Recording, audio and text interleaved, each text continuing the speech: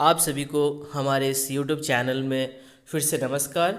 आज हम एनसीईआरटी की भूगोल कक्षा 7 अध्याय 6 प्राकृतिक वनस्पति एवं वन्य जीवन को आज मैं पढ़ाने जा रहा हूं। आप ध्यान से हमारी बातों को सुनिए और जो भी इसमें मुख्य बिंदु जो मैं बताऊंगा आप उसको अपने नोटबुक में नोट करते चलिए। ये जो हमारी जो वीडियो लेक्चर है ये सारे कम्पिटेटिव एग्ज़ामिनेशन के लिए या जो बच्चे जो 7th क्लास में पढ़ रहे हैं उनके लिए भी काफ़ी उपयोगी है। तो जो भी मुख्य बिंदु है उसको आप ज़रूर कॉपी में नोट करते चलें।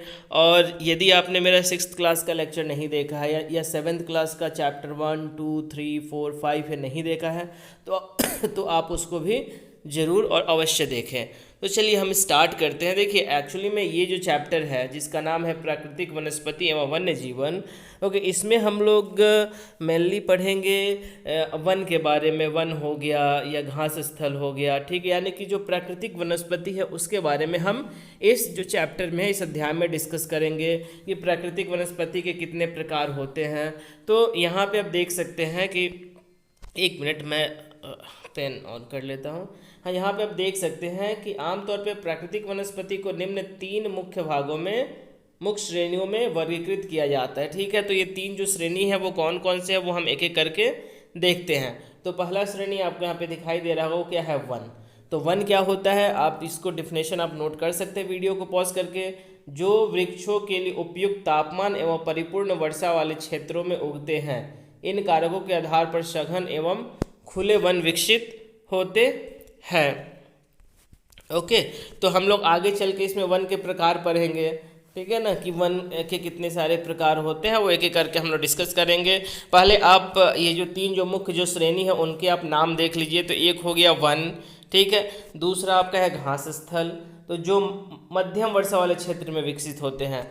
तो आपने यहाँ पे क्या देखा, दोनों में अंतर कि जो वन जो है यहाँ पे परिपूर्ण वर्षा वाले क्षेत्र, ठीक है ना, और उपयुक्त तापमान, यहाँ पे परिपूर्ण वर्षा वाले क्षेत्र में होगा वन। और ये मध्यम वर्षा वाले क्षेत्र में क्या होता है, वहाँ पे घास स्थल होता है। और कांटेदार झाड़ियाँ आप देखे होंगे, जैसे कैक्टस का जो पौधा होता है वो कांटेदार झाड़ियाँ होता है। तो कांटेदार झाड़ियाँ जनरली जो होता है जहाँ पे जो वर्षा जो होता है काफ़ी कम मात्रा में होती है वहाँ पे होते हैं। तो यहाँ पे आप हम पढ़ लेते हैं, क्योंकि आगे चलकर हम केवल वन और घास स्थल के ही बारे में हम लोग डिटेल्स में पढ़ेंगे, मतलब जो टाइप्स होगा कांटेदार, बस ये जो है यही एनफ है हमें जानने के लिए यहाँ पे, ठीक है। तो कांटेदार झाड़ी एवं झाड़ियाँ केवल शुष्क क्षेत्रों में पैदा होते हैं, सूखी वाले क्षेत्र में, ठीक है। यहाँ पे ये जो कहानी ऊपर एक है आप उसको पढ़िएगा तो उसमें आपको मालूम चलेगा, ठीक है। हम यहाँ पे पढ़, सलीमा हिमालय की यात्रा का अपना यह अनुभव अपने पिता को बता रही थी। उसके पिता विश्व के विभिन्न स्थानों पर जा चुके थे। उन्होंने सलीमा को विभिन्न महाद्वीपों के विभिन्न भागों में पाई जाने वाली विविध प्रकार की वनस्पतियों के बारे में बताया। उन्होंने उपध्रुवीय प्रदेशों में शंकुधारी वन, ये हम लोग आगे चल के पढ़ेंगे अभी कि शंकुधारी वन क्या होता है। रेगिस्तान में क्या, कांटेदार झाड़ियाँ, क्योंकि रेगिस्तान क्या होता है, शुष्क वाला क्षेत्र होता है, वहाँ पे बारिशें कम होती है। कुछ कुछ ऐसा जगह है रेगिस्तान में जहाँ पे साल में 10 से 12 सेंटीमीटर तक ही बारिश होती है, तो काफ़ी कम बारिश होती है या वो भी नहीं होती है। आर्द्र प्रदेशों में घने उष्णकटिबंधीय दृढ़ काष्ठ वनों के बारे में अन्य जानकारी दी, ठीक है। तो हम लोग इसमें आगे हम लोग पढ़ेंगे। सलीमा समझिए कि हिमालय के क्षेत्र में लगभग सभी प्रकार की वनस्पतियां पाई जाती है जो भूमध्य रेखा से ध्रुव की ओर जाने पर मिलती है। यानी कि भूमध्य रेखा से हम लोग जब ध्रुव की ओर जाते हैं तो हिमालय की पहाड़ियाँ मिलती है और वहाँ पर हर एक तरह की वनस्पति पाई जाती है। प्राकृतिक वनस्पतियों के प्रकार में बदलाव का मुख्य कारण जलवायु का बदलाव है। ये इंपॉर्टेंट पॉइंट है, ये आपको नोट करना चाहिए कि जो प्राकृतिक जो वनस्पति है, जैसे वन हो गया, घास हो गया, घास स्थल हो गया या कांटेदार झाड़ियाँ हो गया, ये सब में क्यों बदलाव होता है, बदलाव के कारण क्या है। तो बदलाव का जो मुख्य जो कारण है वो है जलवायु का बदलाव। यदि जलवायु बदलता है तो जो प्रकार है, जो टाइप्स है पेड़ पौधे का, वनों का, ये बदलता है। आइए हम विश्व की विभिन्न प्राकृतिक वनस्पतियों या उनके गुण एवं वहाँ प्रवास करने वाले वन्य जीवों की जानकारी प्राप्त करें। तो सबसे पहले अब हम लोग देखेंगे यहाँ पे वन के बारे में, ठीक है। तो वन में हम लोग वन के प्रकार देखेंगे, जिसमें हम सबसे पहले देखेंगे उष्णकटिबंधीय सदाबहार वन, ठीक है। हम लोग पहले क्या देखेंगे इसमें, उष्णकटिबंधीय सदाबहार वन। इन वनों को उष्णकटिबंधीय वर्षा वन भी कहते हैं, ठीक है। इसको हम लोग क्या कहते हैं, उष्णकटिबंधीय वर्षा वन भी कहते हैं, ये सब याद रखिएगा पॉइंट। ये घने वन भूमध्य रेखा एवं उष्णकटिबंधीय के पास पाए जाते हैं। भूमध्य रेखा हमने आपको बताया था कि पृथ्वी के बीचों बीच जो रेखा जो जाती है, ठीक है, इसको हम लोग भूमध्य रेखा बोलते हैं, ठीक है। और उष्णकटिबंधीय क्षेत्र जो होता है उसके पास से पाए, ये क्षेत्र गर्म होते हैं। मैंने आपको कल भी यानी कि अपने पिछले चैप्टर में भी बताया था कि जैसे जो महासागरीय जो जलधाराएं होते हैं उनका तापमान ज़्यादा होता है भूमध्य रेखा के पास वाले क्षेत्र में। तो मैंने आपको बताया था कि उत्तर अक्षांश में 23.5 डिग्री जहाँ से कर्क रेखा पास करती है, और दक्षिण अक्षांश में 23.5 डिग्री जहाँ से मकर रेखा पास करती है। इन दोनों एरिया के बीच में आपका जो होता है यहाँ पे सूर्य की रोशनी सीधे पड़ती है, दिन में कम से कम एक बार सीधी रोशनी पड़ती है, जिसके कारण ये एरिया में तापमान का अवशोषण ज़्यादा होता है, जिसके कारण यहाँ पे तापमान क्या होता है, ज़्यादा होता है। तो ये क्षेत्र क्या होंगे, गर्म होंगे। पूरे वर्ष यहाँ अत्यधिक वर्षा होती है, चूँकि यहाँ का मौसम कभी शुष्क नहीं होता, इसलिए यहाँ के पेड़ों की पंक्तियाँ पूरी तरह नहीं झड़ती, इसलिए इन्हें सदाबहार कहते हैं। तो सदाबहार वन आप दिमाग में बैठा लीजिए कि सदाबहार वन का क्या होता है कि ये वैसे जगह पे होते हैं जहाँ पे जो तापमान जो होती है, क्षेत्र जो होता है गर्म होता है, एवं पूरे वर्ष यहाँ अत्यधिक वर्षा होती है। और अत्यधिक वर्षा, पूरे वर्ष वर्षा होने के कारण यहाँ के जो पेड़ जो होते हैं हमेशा हरे भरे होते हैं, उस पर हमेशा पत्तियाँ लगी होती है, और इसी कारण हम इसे सदाबहार भी कहते हैं, ठीक है। तो यही है उष्णकटिबंधीय सदाबहार वन। काफ़ी घने वृक्षों की मोटी वितान के कारण दिन के समय भी सूर्य का प्रकाश वन के अंदर तक नहीं पहुंच पाता है। आमतौर पर यहाँ दृढ़ काष्ठ वृक्ष जैसे रोजवुड, आबनुस, महोगनी आदि पाए जाते हैं। नाम भी याद रखिए, एग्जाम में कभी कभी नाम पूछे जाते हैं कि रोजवुड जो है वो किस तरह की वन है, ठीक है। तो इसका हो जाएगा उष्णकटिबंधीय सदाबहार वन।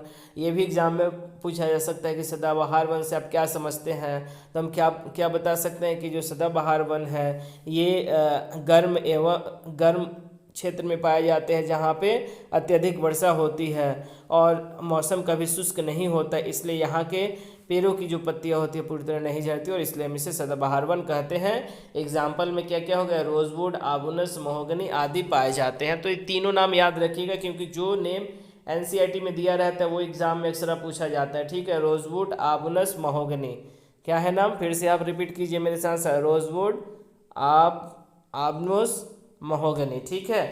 मैं बार बार इसलिए बोलता हूँ ताकि आपको याद भी हो जाए, ऐसे याद किया नहीं जाते, सब चीज़ को समझना चाहिए, ठीक है। ओके, यहाँ पे देखिए फोटो दिया हुआ है उष्णकटिबंधीय सदाबहार वन का। यहाँ पे आप किसी भी मौसम में जाइए, अभी मैं जहाँ पे हूँ, ठीक है, ये टूरिज्म फॉरेस्ट है। यहाँ पे भी मैं तकरीबन 2 साल से यहाँ पे रह रहा हूँ, और यहाँ पे मैंने कभी भी नहीं देखा कि पेड़ों की पूरी पत्तियाँ झड़ गई है। हमेशा यहाँ की जो जंगल जो है वो हरी भरी है। तो ये क्या है, ये उष्णकटिबंधीय सदाबहार वन में मैं अभी रहता हूँ, ठीक है। यहाँ पे देखिए क्या लिखा हुआ है, एनाकोंडा विश्व का सबसे बड़ा सांप उष्णकटिबंधीय वर्षा वन में पाया जाता है। यह मगर जैसे बड़े जानवर को मार और खा सकता है, ठीक है। तो काफ़ी डेंजर होता है एनाकोंडा, आपने मूवी भी देखा होगा एनाकोंडा। चलिए अब हम लोग ये सेकंड देखते हैं, सेकंड टाइप देखते हैं, ठीक है, पर्णपाती वन।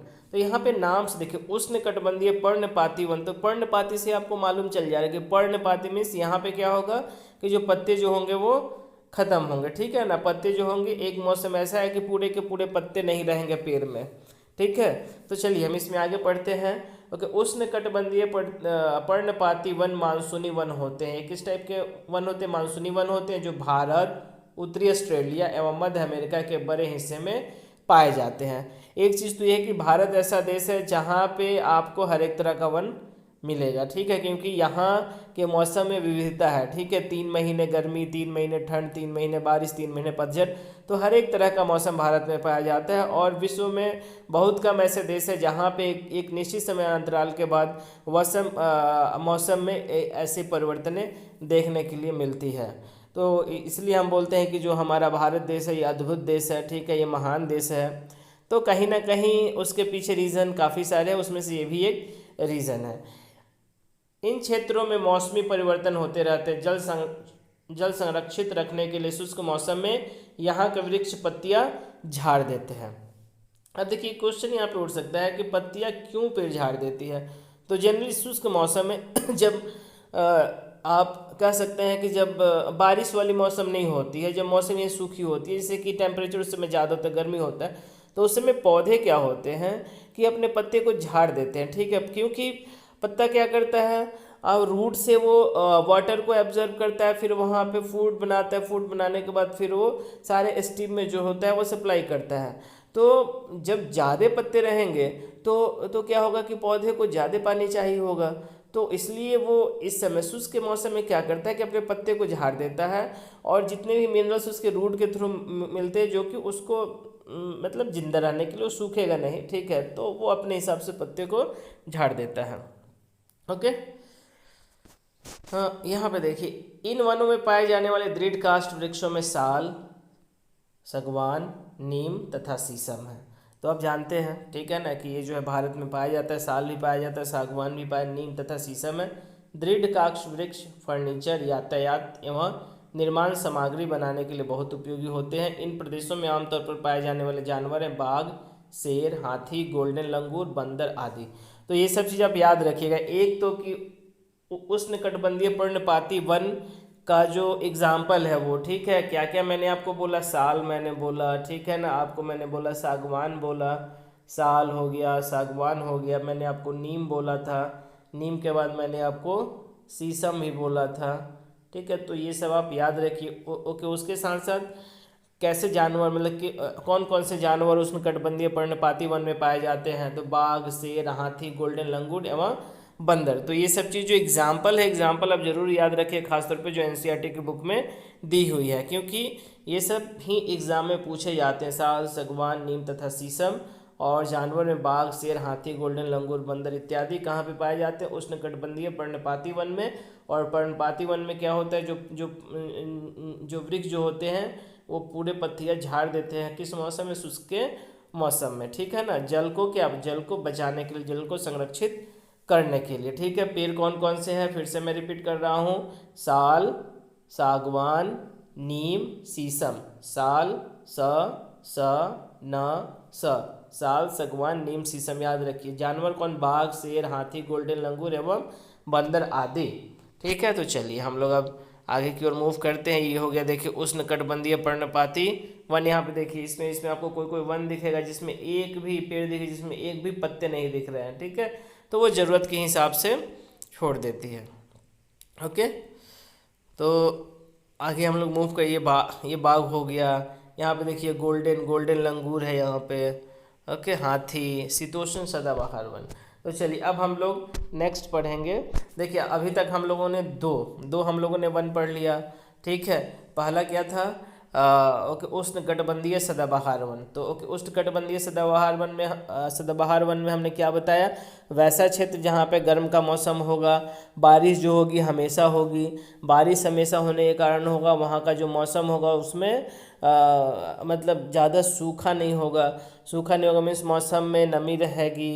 तो आप यहाँ पे देख सकते हैं, ठीक है, जो मैंने बोला था यहाँ पे कि मौसम कभी शुष्क नहीं होगी, ठीक है ना, कभी मौसम सूखा नहीं होगा, जिसके कारण पेड़ जो होती है वो पूरी तरह अपनी पत्तियाँ नहीं झाड़ती है, और जब पत्तियाँ नहीं झाड़ेगी तो पेड़ क्या होगी, हरा भरा होगा, और हरा भरा पेड़ होगा तो उसको हम लोग क्या कहते हैं, सदाबहार वन कहते हैं। तो उसको हम लोग बोलते हैं उष्णकटिबंधीय सदाबहार वन।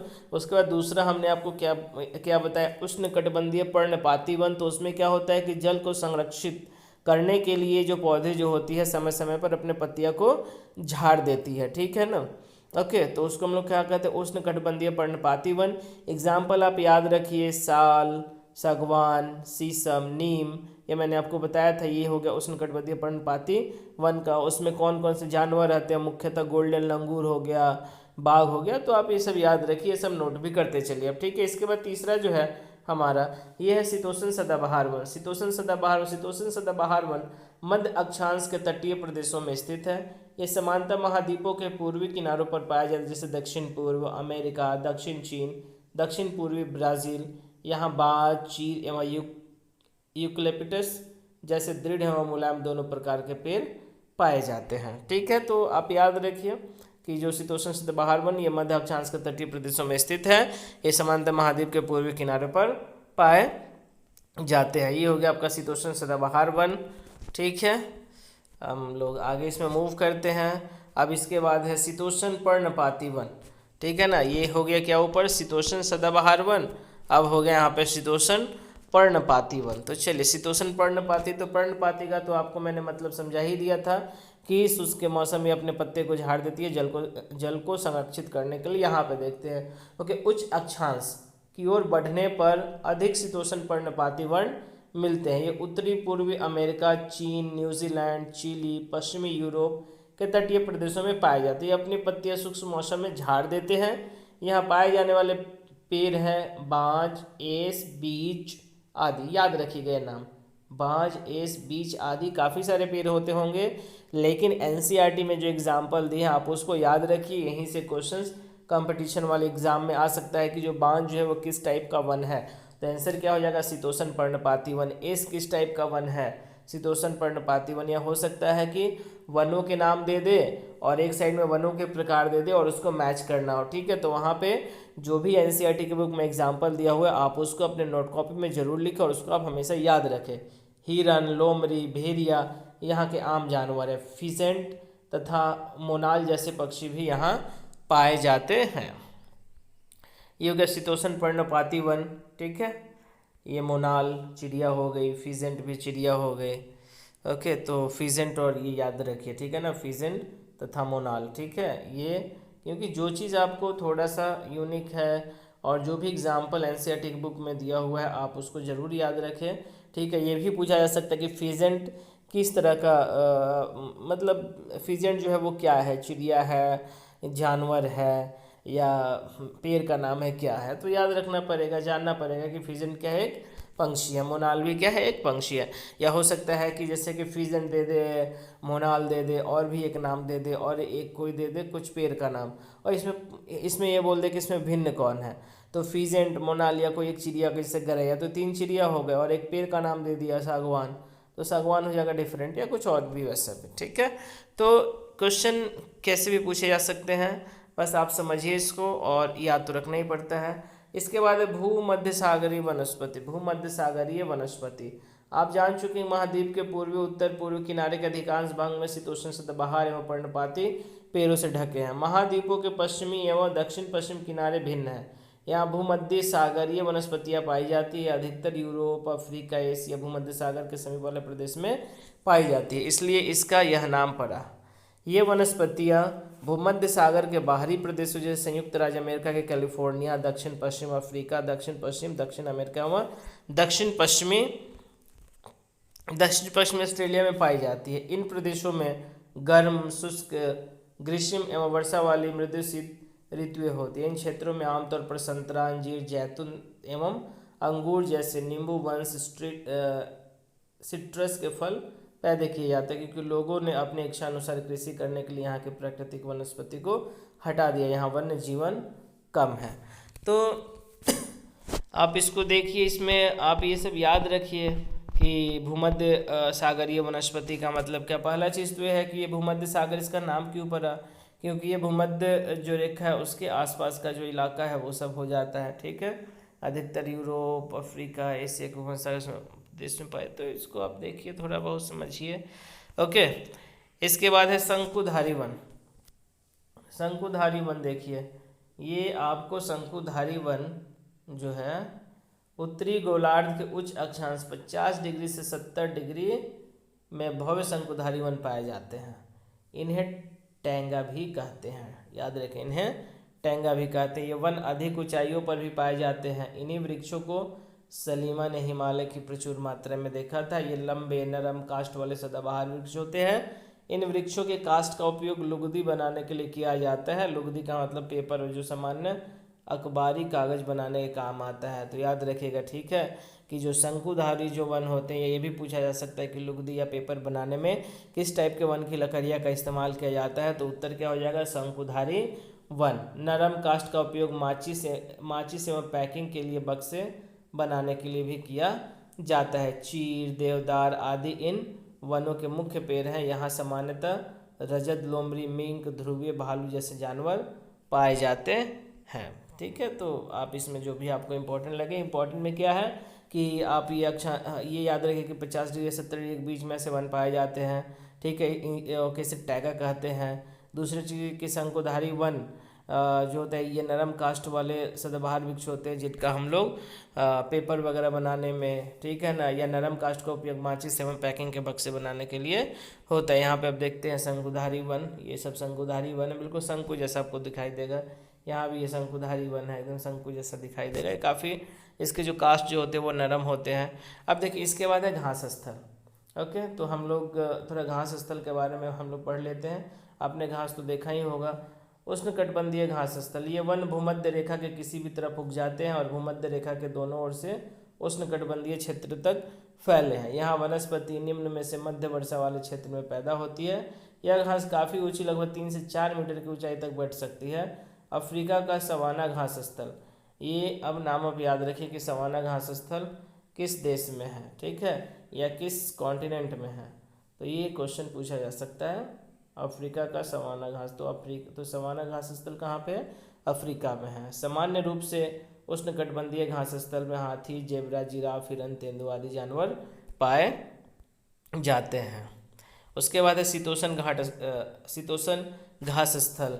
तो शीतोष्ण घास स्थल ये मध्य अक्षांशीय क्षेत्रों और महाद्वीपों के भीतरी भागों में पाए जाते हैं। यहाँ की घास आमतौर पर छोटी और पौष्टिक होती है। शीतोष्ण प्रदेश सामान्यतः जंगली भैंस, बाइसन, एंटीलोप पाए जाते हैं। उसके बाद एक कंटीली झाड़ी या शुष्क रेगिस्तान, मैंने आपको बताया था कि जो कंटीली जो होता है वहाँ पे जहाँ पे सूखा ज़्यादा होता है वहाँ पे जहाँ पे बारिश काफ़ी कम मात्रा में होती है, तो उसमें आपका रेगिस्तान हो गया। तो शुष्क रेगिस्तान जैसे प्रदेशों में पाई जाती है। उष्णकटिबंधीय रेगिस्तान महाद्वीपों के पश्चिम किनारों पर पाए जाते हैं। तीव्र गर्मी एवं बहुत कम वर्षा के कारण यहाँ वनस्पतियों की कमी रहती है। विश्व के मानचित्र पर रेगिस्तान प्रदेश को चिन्हित कर वो आप अपने से कीजिए, ठीक है। आपको मालूम भी होगा, यदि मैं यहाँ पे आपको मैं कोशिश करता हूँ, ठीक है ना, आपको दिखाने के लिए राजस्थान, मैं आपको राजस्थान लेकर चलता हूँ। ओके, कि कहाँ पे है राजस्थान, तो हम चाहते हैं कि आपको कुछ कुछ ये सब चीज़ भी दिखाते रहें। यदि मैं